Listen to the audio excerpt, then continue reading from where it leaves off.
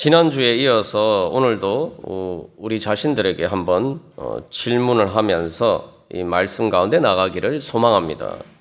오늘은 추수감사절입니다. 여러분들은 어떤 삶의 열매들을 감사하십니까? 그리고 인생의 마지막에 어떤 열매들을 추수하기를 소망하고 기대하십니까? 하나님께서는 우리에게 믿음의 열매를 추수할 수 있는 은혜를 주십니다.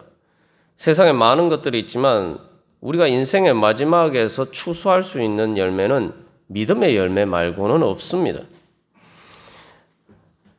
그런데 하나님께서 우리에게 주시는 믿음의 열매는 죽어서도 살리는 것입니다.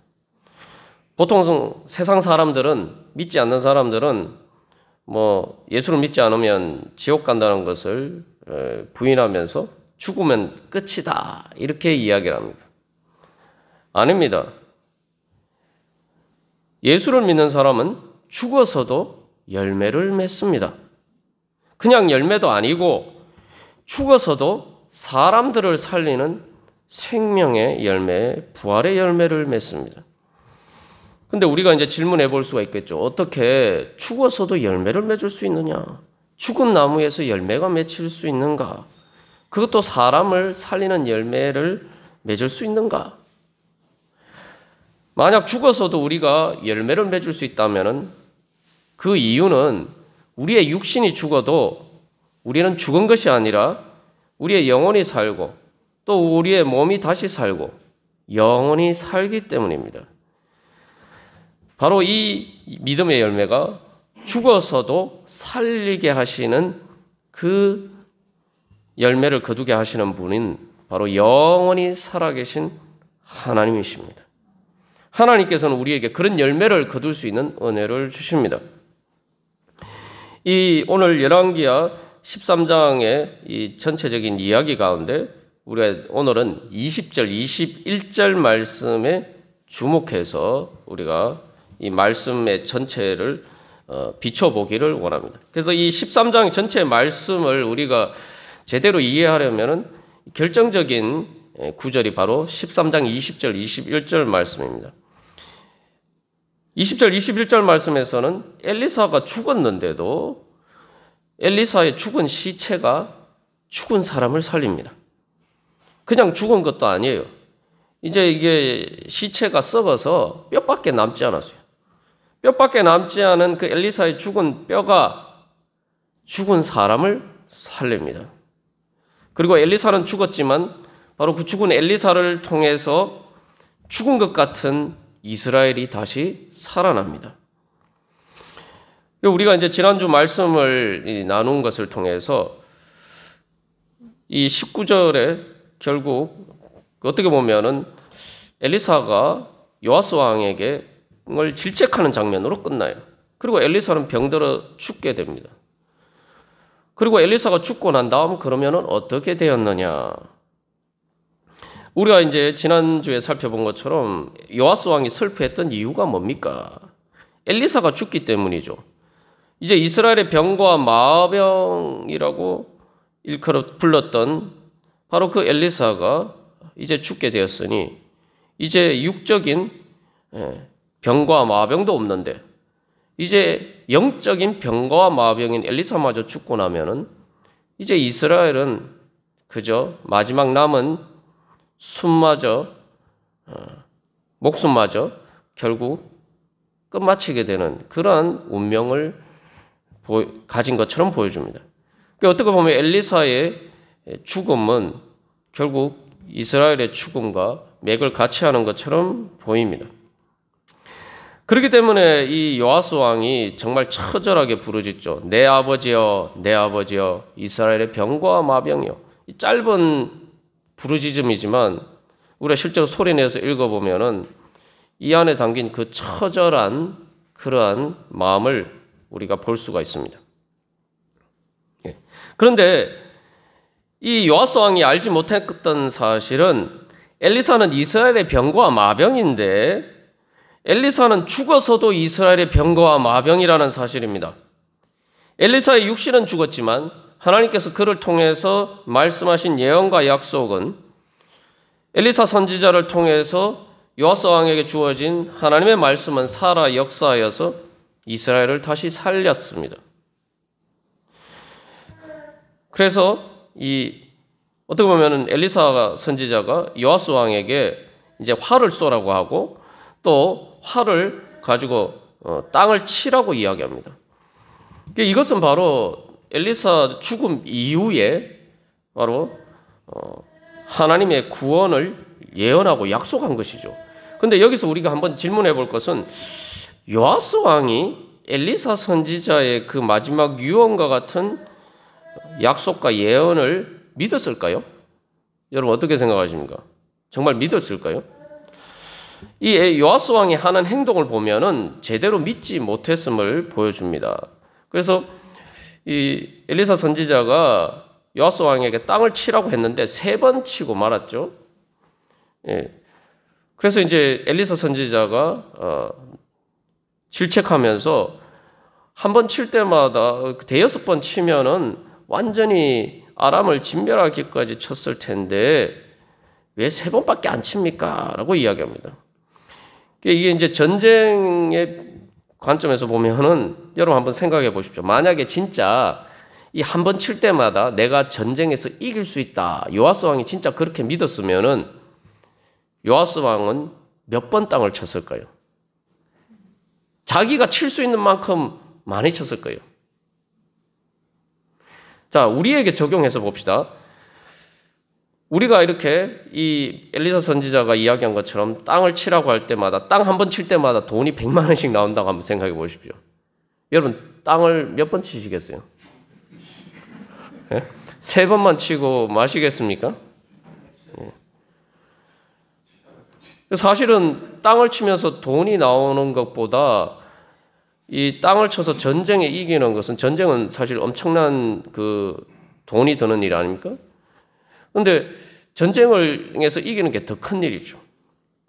이게 진짜 믿었다면은 3번만 칠 이유가 없죠. 안 믿었기 때문이에요. 제대로 안 믿었기 때문에. 예. 그러면은 여기서 우리가 또 질문할 것은 참 안 그래도 지금 이스라엘이 다 멸망하기 직전인데 하나님이 마지막 기회를 주셨는데 요아스 왕이 그것도 믿지 못했다. 그렇게 믿지 못하면은 다시 일어설 수가 있을 것인가? 이제 마지막 목숨줄만 남았는데 다시 일어설 수가 있을 것인가? 여러분 이제 요아스 왕의 입장에서 한번 생각해 보십시오. 이렇게 제가 이제 예를 들어서 요아스 왕의 처지가 딱 우리 구한말에 나라가 조선이 멸망하기 직전에 그 왕위를 물려받은 어떻게 보면은 순종 황제와 비슷한 입장이라고 말씀드렸지 않습니까? 그죠? 자, 그런데 이 요아스 왕이 정말 이걸 그 엘리사의 예언도 믿지 못했으면은 더 이상 희망과 소망이 없죠. 그죠? 육적으로는 더 이상 희망과 소망이 없기 때문에 엘리사 선지자를 찾아왔단 말이죠. 사실 뭐 소망과 희망이 생길 거라고 기대하고 찾아온 것도 아니에요. 그냥 슬프니까. 답답하니까 그냥 와서 울었던 것 뿐이에요. 그런데 엘리사 선지자의 그 예언의 약속을 믿지 못한다면은 요아스 왕이 아무 노력도 할 수가 없었겠죠. 사실 지금 이스라엘의 상황이란 것은 죽을 힘을 다해도 이 요아스 왕이 자기 할 수 있는 모든 것을 다하고 자기 생명을 바쳐도 사실 살아날 수 없는 그런 상황이에요. 그 요아스 왕은 그런 상황 속에서 자포자기할 수밖에 없는 상황이에요. 여기서 자포자기해도 아무도 이상하다고 생각하지 않을 그런 상황이에요. 그러니까 요아스 왕에게는 이제 아무것도 하지 못하고 그냥 나라가 망하는 것만 바라보는 것 말고는 방법이 없어요. 이게 쉽게 말하면 죽는 날만 기다리는 그러한 처지가 되어 있습니다. 예. 그래서 하나님께서 불쌍히 여기셔서 믿을 수 있는 증거를 보여주셨어요. 이게 정말 하나님의 놀라운 자비입니다. 하나님 보시기에 제대로 올바로 서지 못한 그 요아스 왕에게 하나님께서는 예언의 약속의 말씀을 주실 뿐만 아니라 요아스 왕이 제대로 잘 믿지 못하니까 그 말씀을 믿을 수 있도록 증거도 또 주시는 거예요. 믿음도 주시는 거예요. 말씀도 주시고 믿음도 주시고. 자, 그래서 바로 이 열왕기하 13장 20절, 21절의 사건이 등장하는 것입니다. 이것은 이제 엘리사의 무덤에서 일어난 일이죠. 자, 근데 이 상황을 보면은 바로 이게 이스라엘 백성들의 또 그리고 이스라엘의 국가의 그러한 상황을 아주 예표적으로 상징적으로 잘 보여주고 있습니다. 그 20절 말씀을 보시면은 이제 엘리사가 죽어서 무덤에 장사했어요. 무덤에 묻었다는 얘기죠. 그래서 이제 그 해가 바뀌었다. 이 해가 바뀌었다는 해가 바뀜에 모압 도적대들이 그 땅에 왔다. 이제 모압에 그냥 모압 나라가 쳐들어온 것도 아니고 모압의 도적대들이 쳐들어왔다는 거예요. 노략질하러. 자, 그런데 이 왜 해가 바뀜에 쳐들어왔느냐? 이제 유대에서 이 이스라엘에서 신년은 1월은 이제 오늘날 우리로 치면 3월이에요. 해가 바뀌니까 3월이 됐죠. 봄이 되었어요. 이스라엘에서 밀과 보리를 추수하는 건 3월에서 우리식으로 하면 이제 6월까지 바로 신년에 그 추수를 해요. 그러니까 그 추수를 하고 나니까 그 추수한 것들을 훔쳐가려고 모압의 도적대들이 온 거예요. 이게 참 기가 막힐 노릇이죠. 예전에 그 시에 일제시대에 우리 민족의 비극을 노래하면서 들을 빼앗겨서 봄도 빼앗기겠네. 이런 그 시가 있습니다만 이 이스라엘 백성들에게 적용하면은 추수한 것들을 빼앗겨서 봄도 빼앗기고 풍성한 가을도 빼앗기는 그런 상황인 거예요. 열심히 일해서 추수를 했는데 모압 도적대들이 와서 다 뺏어가요.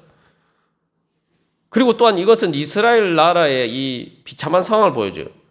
여러분, 나라가 제대로 강성하면은 아니 뭐 나라가 쳐들어온 것도 아니고 그 도적대들이 쳐들어오는 것을 못 막겠습니까? 이런 일이 일어날 수가 없죠. 지금 이스라엘이 얼마나 국력이 약해졌는지 그 모압 도적대들이 쳐들어와도 뭐 아람의 군대는 고사하고 모압 도적대들이 쳐들어와도 감당하지 못하는 그런 비참한 상황에 처해져 있는 거예요. 예전에 이 조선시대 때도 보면 임진왜란이라는 전쟁이 있기 전에 전에 왜구들이 끊임없이 쳐들어와서 정말 이렇게 마을 해변이나 이런 섬 지역에 사는 사람들은 살 수 없을 정도로 그렇게 고통스러웠단 말이죠. 그러니까 그 정도로 국력이 약하다 보니까 결국 임진왜란 때 그런 국난을 초래하게 됐는데 지금 이 이스라엘의 상황이 그런 상황입니다. 이게 요아스 왕이 얼마나 기가 막히겠습니까? 아람과 싸워서 이기기는 고사하고 모압 도적대들도 감당하지 못하는 그러한 왕이 되었어요. 여기서 이제 그렇게 모압 도적대들이 왔단 말이죠. 근데 이제 어떤 사람이 죽어서 장례를 치릅니다. 장례를 치르는데 갑자기 이제 도적대들이 오니까 이 장례를 치르는 사람들이 그 운구를 하던 운구 행렬의 그 사람들이 급하게 이제 도망가느라고 그 이제 시체를 원래 묻고자 하는 무덤에 묻어야 되는데 이 엘리사의 묘실에 던졌다는 거예요. 이 이스라엘은 이제 보통 이제 굴을 파고 거기에 이제 묘실을 만들어서 이제 매장을 하는데 이제 급하니까 바로 앞에 엘리사의 무덤이 있어서 그 묘실에 엘리사의 묘실에 그 시체를 집어 던지고 도망갔다 이 말이죠. 여기서 이제 이 죽어서 시체가 엘리사의 묘실에 던져진 사람, 이것도 사실 이제 이스라엘 백성들의 상황을 보여주죠. 이 사람도 참 정말 비극적입니다. 지금 죽은 것도 슬픈데 장례도 제대로 못 지내고 무덤에도 제대로 묻히지 못하는 비참한 상황이 됐어요. 그래서 남의 무덤에 버려진 상황이 됐어요. 여기 21절 말씀에서 들이던짐에라고 이제 번역된 말은 말 그대로 던졌다는 말이에요. 말 내팽겨 쳤다는 말이에요. 23절에서 하나님이 자기 앞에서 쫓아내지 아니하셨더라 하는데 그 쫓아내지라는 말과 같은 단어예요. 이게 쉽게 말하면은 급하니까 버려두고 갔다. 죽어서도 버림받는 비참한 신세. 죽음도 슬픈데 자기 땅은 고사하고 자기 무덤도 없는 상황이 됐어요. 앞에서 이제 이스라엘의 상황이 타작마당에 티끌같이 되었다라는 것처럼 추수를 하면은 알곡은 모아서 드리는데 타작마당의 티끌은 바람에 날려서 사라지죠. 그러니까 죽어서도 그 마지막 존중도 받지 못하는 존재, 자기 이름으로 기억되지도 못하는 비참한 상황이. 그러니까 묘를 쓰면 이제 묘비를 세우지 않습니까? 자기 묘에 묻혀야지 기억이 될 거 아니에요. 그럼 남의 묘실에 던져지면은 자기 무덤도 없어요. 자기 이름도 기억되지 못하는 비참한 상황. 말 그대로 쓰레기통에 버려진 것처럼 버려진 상황. 이스라엘의 나중에 이제 북이스라엘 왕국이 멸망하는데 역사 속에서 결국은 흔적도 없이 사라지죠. 근데 놀라운 것은 이게 진짜 이런 일이 있나 이런 그 사건이죠. 구약에서 사실은 일어난 기적 중에 가장 놀라운 기적 중에 하나입니다. 아니 지금 그래서 시체를 집어 던졌는데 그 시체가 죽은 사람의 시체가 엘리사의 뼈에 닿으니까 뭐예요? 회생해서 일어났다. 이 문자 그대로 번역하면은 이게 살아나서 자기 발로 일어났다. 무엇 때문입니까? 엘리사의 무덤에 던져졌기 때문이에요. 우리가 뭐 보통 세상 속된 말로 하면은 재수가 좋은 거죠. 이게 뭐 하필 던져졌는데 엘리사의 무덤에 던져져서 엘리사의 뼈에 닿아서 정말 어떻게 보면은 비참한 상황이 되어서 자기 무덤에 묻히지도 못한 비참한 상황에서 오히려 이게 극반전이 일어나서 오히려 살아나는, 부활하는 그런 놀라운 일이 일어났단 말이죠. 뭐 이런 일이 진짜 있겠나? 뭐 성경 말씀을 믿지 못하면 우리가 뭐 믿지 못할 수도 있습니다만 분명히 말씀은 이것을 증거하고 있는데 이게 단순히 뭐 이런 일이 일어났다면 얼마나 놀라운 일이겠습니까? 이 소문이 쫙 퍼졌겠죠. 그리고 나니까 그 다음에 이 소문이 분명히 요아스 왕의 귀에도 들어갔을 것이라고 봅니다. 성경에도 기록된 것을 보면은 그래서 뭐 실제로 어떻게 됐는지는 우리가 알 수가 없지만 이 증거는 뭐 요아스 왕이 실제로 그것을 들었는지 우리가 뭐 사실을 확인할 수 없습니다만 실질적으로는 그 소문을 들었을 것이라는 것이 우리가 쉽게 생각할 수가 있는 일인데 더군다나 다른 사람이 아니라 엘리사잖아요. 그죠? 엘리사 선지자의 묘실에서 일어난 일이기 때문에. 그래서 이것을 통해서 하나님께서 보여주신 것은 바로 엘리사의 죽은 뼈도 죽은 사람을 살리는 능력이 있다. 그러면은 엘리사가 살아서 요아스 왕에게 전한 하나님의 말씀과 약속과 예언은 당연히 능력을 발휘할 수 있겠죠. 엘리사가 죽은 뼈도 그런 능력을 발휘한다면 엘리사가 살아서 살아계신 하나님의 이름으로 전한 하나님의 말씀은 이스라엘을 죽은 것 같은 마른 뼈처가 된 도저히 다시 살아날 가망이 없는 이스라엘도 다시 살아나게 하실 것이다 라는 하나님이 확실한 증거를 보여주셨죠. 그래서 실제로 13장 25절 오늘 13장의 마지막 말씀은 실제로 엘리사가 예언한 대로 이 요아스가 3번 쳤잖아요. 3번만 치고 말았는데 그래서 요아스가 베나닷을 3번 쳐서 무찌르고 이스라엘 성읍들을 회복했다라고 이야기하고 있습니다. 그리고 근데 사실은 이제 여기서 끝나는 게 아니에요. 하나님이 자비를 베풀어 주셔서 이 요아스 왕이 사실 다시 살아난 것만 해도 대단한 일인데 오히려 그 아버지가 잃어버렸던 모든 것들을 다 회복해요. 근데 그 아들 여로보암은 여로보암 2세라고 하는데 여로보암은 바로 그렇게 이스라엘을 괴롭히던 아람을 이제는 물리칠 뿐만 아니라 그 아람을 정복합니다. 이스라엘의 북이스라엘 왕국의 최전성기가 도래하게 됩니다. 실제로 솔로몬 왕 때의 영토를 거의 회복하게 돼요. 우리가 이 말씀을 통해서 계속 의구심을 가지는 것은 아니 성경에 분명히 요아스 왕도 그렇고 요아스 왕도 그렇고 그 요아스 왕의 아들 이스라엘의 최전성기를 가져온 여로보암 2세도 그렇고 성경에 다 하나님 보시기에 악을 행하였다 이렇게 기록되어 있는데 어떻게 이런 악한 사람들을 통해서 하나님께서 그 기도를 들으시고 그렇게 회복시켜 주시는 은혜가 일어나느냐? 우리가 그런 질문을 할 수가 있겠죠. 근데 여기에 중요한 바로 믿음의 비밀이 있습니다. 사실 요아스가 기도를 했고 요아스 왕이 정말 사실 다스런 이스라엘 왕 같은 경우에는 그렇지 않았는데 이 엘리사 선지자를 자기 아버지라고 부르면서 일부러 찾아가서 그렇게 부르짖었단 말이에요. 그 앞에서 눈물까지 흘렸단 말이에요. 이 대비되는 모습이 아합 왕이 앞에 나오는데 아합 왕이 이제 북이스라엘에서 제일 악한 왕 중에 한 명인데 이 아합 왕은 엘리야 선지자를 만났을 때 뭐라고 얘기하냐면 왜 이스라엘을 괴롭게 하는 자요? 이렇게 얘기했어요. 그런데 이제 그것과 정반대죠. 요아스 왕은 엘리사 선지자를 향해서 내 아버지여 하면서 존중해요. 그리고 어쨌든 요아스 왕도 그런 특별한 은혜가 있었고 그런데 중요한 건 이것만 가지고 과연 하나님이 이런 은혜를 베풀어 주실 만한 근거가 되느냐? 당연히 안 되죠.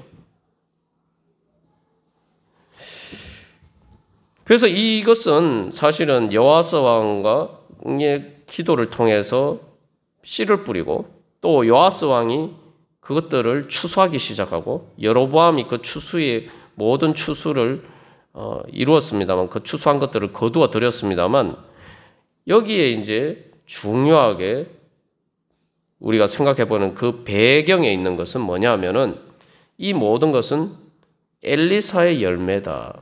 죽은 엘리사 선지자의 열매라는 거예요. 그래서 엘리사의 뼈가 부활의 능력을 가지고 있다는 거예요. 그래서 엘리사의 뼈라는 게 이제 죽고 다 사라졌잖아요. 다 썩어서 없어져요. 뼈만 남았는데 그 엘리사의 뼈는 단순히 그냥 죽은 뼈가 죽음이 아니에요. 이 엘리사의 뼈는 바로 부활의 씨앗이 된 겁니다. 그래서 엘리사의 그 뼈가 보여주는 엘리사의 죽음은 엘리사는 죽어서도 믿음의 열매를 뿌렸고 그가 살면서 하나님의 선지자로서 하나님의 말씀을 전한 그 모든 말씀에 씨앗을 뿌렸고 그것들이 이제 죽어서도 열매를 맺어가는 거예요. 계속 열매 맺어가는 거예요. 그래서 엘리사의 뼈는 죽은 뼈는 열매 맺는 씨앗이고 부활의 열매를 맺는 씨앗입니다. 그래서 예수님께서 요한복음 12장 24절에서 내가 진실로 진실로 너희에게 이르노니 한 알의 밀이 땅에 떨어져 죽지 아니하면 한 알 그대로 있고 죽으면 많은 열매를 맺느니라 말씀하셨는데 이 말씀도 우리가 이제 다른 관점에서 한번 볼 필요가 있는 게 우리가 어차피 다 죽잖아요. 땅에 떨어져 다 죽습니다. 그런데 예수님이 우리에게 주신 소망은 부활의 열매. 우리는 죽어도 열매를 맺는다. 예수님은 십자가 달려 돌아가셨지만 부활의 열매를 맺으시고 교회의 열매를 맺으시고 그리고 또한 예수 그리스도를 믿는 우리도 죽으면은 그냥 죽는 것으로 끝나는 것이 아니라 바로 주님의 말씀에 따라서 예수를 믿는 믿음으로 살고 믿음의 씨앗을 뿌리면은 죽어도 그것이 죽는 것이 아니라 씨앗이 되어서 부활의 씨앗이 되어서 많은 열매를 맺는다는 겁니다. 그리고 여기서 이제 엘리사 선지자를 넘어서 열왕기하 13장 23절 말씀에서는 하나님께서 왜 이런 요아스 왕과 이런 여로보암 왕에게 이 이스라엘에게 왜 이런 은혜를 베풀어 주셨나? 왜 그들을 불쌍히 여기셔서 다시 기회를 주셨느냐? 그 이유에 대해서 이렇게 이야기하고 있습니다. 여호와께서 아브라함과 이삭과 야곱과 더불어 세우신 언약 때문에. 이게 뭡니까?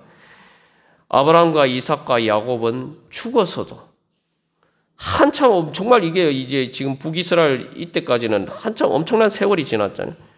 그 수많은 세월이 지났음에도 불구하고 아브라함과 이삭과 야곱은 자기의 자손을 살리는 믿음의 부활의 씨앗이 되었다는 겁니다. 우리가 창세기 22장 말씀을 통해서 아브라함이 이삭을 번제로 바치는 그 장면 우리가 자세하게 말씀을 통해 살펴보았죠. 아브라함이 이삭을 번제로 하나님을 믿고 번제로 바침으로써 하나님의 축복의 약속을 확정해서 받았어요. 아브라함이 이삭을 하나님께 드림으로써 이삭은 이제 그저 단순히 살아있는 자식이 아니라 부활의 씨앗이 된 거예요. 여러분, 내가 이 땅에서 수고하고 땀 흘린 모든 것이 여러분 단순히 이 땅에서 살다 그냥 끝나는 것이 아니라 내 삶의 모든 열매와 내 자녀와 또 내가 섬기고 선신한 모든 우리 교회와 모든 것들이 여러분 부활의 씨앗이 되기를 원하십니까? 그러면은 하나님께 드려야 돼요. 하나님께 드리면은 하나님께서는 그것을 변화시켜 주셔서 부활의 씨앗으로 변화시켜 주시고 죽어서도 살리는 그러한 부활의 씨앗으로 변화시켜 주십니다. 그래서 이 성경 말씀을 여러분 구약 성경을 보면은 계속 나오는 얘기가 뭡니까? 아브라함과 이삭과 야곱 때문에 하나님이 아브라함과 이삭과 야곱을 기억하시고 이게 가장 찬란한 유산이에요. 죽어서도 살리는 유산, 믿음의 유산입니다. 이 열왕기하를 보면은 뭐 13장도 마찬가지지만 전부 다 왕들이 등장하는데 왕들의 이야기가 전부 다 뭐 몇 년에 왕위를 물려받았고 몇 년을 통치하고 몇 년에 죽었다.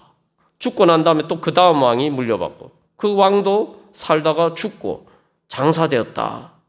조상들과 함께 자고 장사되었다. 죽었다. 전부 다 왕들이 죽는 얘기예요. 왕들이 죽는 얘기예요. 그리고 안타깝게도 북이스라엘도 멸망해서 죽고 남유다 왕국도 멸망해서 죽고 왕도 죽고 왕들이 다스렸던 통치했던 나라도 다 멸망해서 죽는 이야기가 열왕기 상하입니다. 그런데 하나님께서는 여기서 왕들이 죽고 나라마저 멸망해도 죽지 않는 믿음의 열매, 부활의 씨앗이 있음을 하나님께서 보여주셨어요. 그게 바로 엘리사를 비롯한 하나님 믿음의 사람들의 이야기. 그래서 하나님 나라는 망했지만 하나님의 성전은 다시 세워지죠. 그리고 예수님께서 오십니다. 이것이 바로 하나님께서 우리에게 주신 소망입니다. 그래서 이스라엘의 병거와 마병이 뭐냐? 진정한 힘과 승리, 하나님께서 주시는 힘과 승리가 뭐냐? 바로 하나님께서 불쌍히 여기시는 그 자비와 은혜가 바로 이스라엘의 병거와 마병이고 우리의 병거와 마병입니다. 세상의 권력과 명예와 재물이 우리의 병거와 마병이 될 수가 없어요. 죽는 순간에 우리도 다 멸망하고 끝나요. 나라가 멸망하듯이 우리도 그렇게 죽고 맙니다. 그러나 하나님께서 우리를 불쌍히 여기시는 그 자비와 은혜는 멸망하지 않습니다. 하나님의 그 복음의 약속의 그 부활의 능력은 우리가 죽어도 죽지 않고 열매 맺을 수 있도록 부활의 열매를 맺을 수 있도록 우리를 다시 살려주십니다. 엘리사 선지자의 무덤에 그의 뼈에 닿기만 해도 살아났다. 엘리사 선지자보다 더 크신 예수 그리스도를 우리가 만나면 어떻게 되겠습니까? 여기 닿았다는 말이 중요해요. 요아스 왕이 한 게 뭐가 있습니까? 믿음이 부족했지만 엘리사 선지자 앞에 나가서 울었을 뿐이에요. 엘리사 선지자를 만났어요. 그러니까 약속을 받았어요. 내가 믿음이 부족해도 주님 앞에 나가서 울기만 하면은 하나님께서 우리를 살려주시는 은혜를 받을 수가 있습니다. 내가 죽어서 말 그대로 죽은 시체처럼 되어서도 내가 가기 어쩔 수 없어도 내 상황이 마치 그 무덤에 내 자신을 내팽개치는 그런 상황에 처했다 하더라도 내가 그 상황에서 하나님 앞에 예수님께 내 자신이 던져지면 내 자신을 예수님께 던지면은 살아납니다. 주님께서 우리를 다시 살려주십니다. 교회도 마찬가지입니다. 교회를 보면은 역사 속에서도 그렇고 뭐 우리 교회도 마찬가지고 이게 다 흥망성쇠가 있죠. 나라처럼. 그러나 세상 왕국의 역사와 다른 것은 교회는 겉으로 보면 약해 보이고 때로 죽은 것처럼 보일 때가 많아요. 인간의 죄와 사망의 권세 때문에 또 우리 자신의 죄와 연약함 때문에 교회가 죽은 것처럼 보일 때가 많습니다. 그러나 교회가 죽은 것처럼 보일 때가 바로 하나님께서 부활의 역사를 준비하시는 바로 그러한 은혜의 때의 전조입니다. 오늘날 코로나19 상황 속에서 뭐 자의반 타의반 예배 우리가 제대로 참석하지 못하고 또 교회 모든 일들이 정상적으로 이루어지지 않습니다. 그래서 어쨌든 간에 뭐 현실적으로 보면은 교인들이 많이 줄었어요. 뭐 우리 교회뿐만 아니라 모든 교회들이 다 마찬가지. 이 코로나19가 뭡니까? 사망의 권세죠. 그러나 교회는 죽은 것처럼 보여도 엘리사의 뼈와 같아요. 엘리사의 마른 뼈와 같은 것이 바로 교회입니다. 그래서 교회가 마른 뼈처럼 되어도 교회를 통해서 주님께서는 우리를 살리십니다. 예수님이 죽었어도 무덤에서 다시 일어나신 것처럼. 그래서 에스겔 37장에서 마른 뼈가 살아나서 하나님의 큰 군대가 되는 비전을 에스겔 선지자가 보죠. 그래서 이 바로 열왕기하 13장에 이 엘리사의 뼈를 통해서 사람이 살아나는 것이 바로 에스겔 선지자의 그 비전으로 확대가 되고 결국 이스라엘 남북 왕궁이 다 멸망했지만 주님께서는 다시 회복시키시고 바벨론 포로에서 돌이키시고 불쌍히 여기셔서 다시 그 이스라엘을 통해서 바로 예수 그리스도의 교회를 세우시고 온천한 만민이 복을 받게 하시는 바로 그 아브라함에게 주신 축복이 결코 실패하지 않고 반드시 이루어지도록 주님께서는 오늘도 역사하고 계십니다. 아브라함은 죽었어도 그리고 그 후손들이 믿음이 부족해서 죽은 것처럼 보여도 하나님이 아브라함에게 하신 약속은 마른 엘리사의 뼈처럼 수많은 사람들을 살리고 오늘도 살리고 있습니다. 교회도 마찬가지입니다. 초대교회 때 교회는 시련과 박해 가운데서 쫓겨나서 지상에서는 예배를 드릴 수가 없어서 카타콤, 지하 무덤에서 예배 드렸어요. 그러나 지하 무덤에서 예배 드린 바로 그 교회를 통해서 하나님께서 수많은 생명들을 살리시고 결국은 로마 제국이 기독교를 공인할 수밖에 없게 되었고 로마 제국은 멸망했지만 바로 하나님께서 그 교회를 통해서 이제 하나님 나라는 더욱더 왕성하게 모든 민족이 복을 받도록 하나님께서는 지금도 역사하고 계십니다. 우리가 엘리사의 이 사건을 보고 믿느냐 믿지 못하느냐 이거보다 더 큰 일이 바로 예수님의 부활 사건이죠. 그리고 교회 사회에서 이런 일들이 이런 증거들이 얼마나 많은지 몰라요. 이걸 다 열거하자면 예를 들면 한도 끝도 없습니다. 그렇다면 우리가 믿어야 되지 않겠습니까? 하나님께서 우리를 통해서 비록 내가 죽은 것처럼 보이다. 내가 마른 뼈와 같은 자가 된 것처럼 그렇게 삶에서 내동댕이 친 것처럼 그렇게 보이지만 하나님께서 나를 살리고자 하시면 내가 바로 내 자신을 예수님 앞에 믿음으로 던지면 주님께서 우리를 살려주시고 우리를 통해서 단순히 이 땅에서 우리가 하나님의 은혜 가운데 살 뿐만 아니라 우리가 죽었어도 우리가 이 땅에서 뿌린 믿음의 씨앗들이 우리가 죽은 이후에도 끊임없이 30배, 60배, 100배의 풍성한 열매를 맺어가서 우리를 통해서 죽은 우리를 통해서 하나님께서 많은 생명을 살리시고 우리 교회를 통해서 많은 생명을 살리시는 하나님의 역사가 일어날 줄로 믿습니다. 이제 우리가 다시 한번 믿음을 회복하고 우리 다시 한번 그 감사의 그 풍성한 추수의 열매를 소망하면서 우리의 가슴에 그 비전을 품고 우리 교회를 통해서 우리를 통해서 그렇게 역사해 주시기를 소망하면서 믿음의 씨앗을 뿌리기를 간절히 소망합니다. 우리 자신을 하나님 앞에 믿음으로 던지기를 간절히 소망합니다. 우리 다 같이 결단하면서 주님 앞에 기도하겠습니다.